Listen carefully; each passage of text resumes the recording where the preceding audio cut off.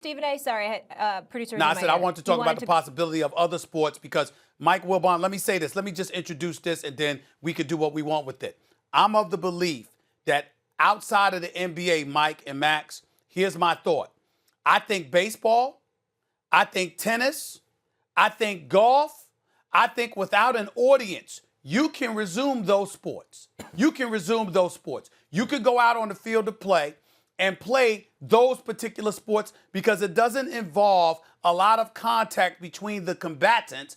And I think that if you're going to do performances without an audience in attendance, I think sports like that you can do. I think when it comes to boxing and UFC, I think we need to keep our eyes.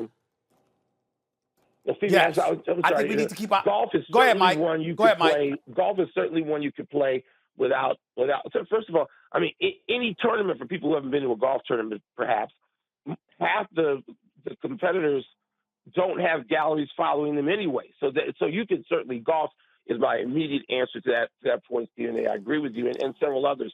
Let me just make one more point about basketball and the scheduling. Stephen A., we're past marketing concerns right now. I know these sports don't want to go up against the NFL, and we're not talking about a consistent scheduling of that. But in this particular year and case, if the NHL and NBA can get back out there and conclude their seasons, whenever they do it, whether it's against the NFL or not on a one-off, then they should do it. I think there would be an appetite in August or September for those two sports and beyond. We'd be looking at, yes, baseball could be mid-season by then, and the NBA would have to change its season. But in this case, one-off, given what the world is facing, then just do it. Well, Michael, I agree with you. Just so y'all know, really hold on, Max. I just got some info from a reliable source that tells me there'll either be more regular season games, and if not, then what happens is, if not, players as well as owners will take a big pay cut. It'll be one or the other.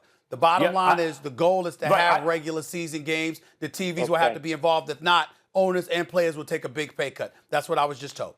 I would say this. I would say this to Michael's point, and this incorporates what you just said, Stephen A. Something's better than nothing. Like, you don't want to compete against the NFL, but do you want something or do you want nothing? So I suspect if they can, they will. And Stephen A., in terms of, I think you're right, Michael. Stephen A., in terms of your point about which sports you can play and which sports you can't, I really think it's going to come down to, again, availability of tests. So the fewer participants you have in a sport, the easier it is to play it. I think it'll be possible to play basketball. I think less likely to play baseball. I think sports like boxing, tennis, I don't think it's so much are the combatants making physical contact, because if you can just get them tests, a dozen tests or so, you can have a boxing card, you can have a tennis match, you can play golf. But to play baseball, 25-man rosters, the training staff support both teams, the number of tests you need and then the number of games is untenable. So unless the testing situation really changes, I'd say basketball, yes. Baseball, no, in fact. I say baseball, yes. And I say baseball, yes, because, again, if you're not talking about the social gathering, but you as players are wise enough to practice social distancing to some degree, I'm looking at the actual sports themselves and saying it does not involve that much contact. So if players are tested before they participate and they test negative for the coronavirus, you could actually field baseball players on a baseball field and conceivably be relatively safe without an audience. I think you could pull that off in the sport of baseball. I'm not saying it would be easier than golf or tennis or even boxing or UFC, but you can pull it off with baseball. You can't pull it off with basketball and football. It's a lot, man. It's a lot because you also have more people to keep track of. With baseball, Michael, you have to change some of the things, like you can't have the same dugout and bullpen situations you have, but change them. Again, we're talking about, we understand these are drastic measures that you'd have to have. And the question is, would each sport be willing to make those adjustments, those radical adjustments, if you will? Yeah, I can't imagine not, when Stephen A. has just given us some information about the money involved in the regular season competition, obviously. But listen, if there's no gate, and we know most of these things are driven by television revenue, not gate, but there is still some revenue produced by gating each one of these.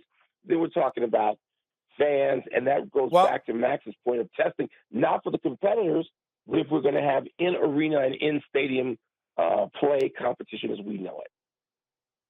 The source is saying that the regular season is necessary for television revenue to come in. So the players and the owners have to make a decision.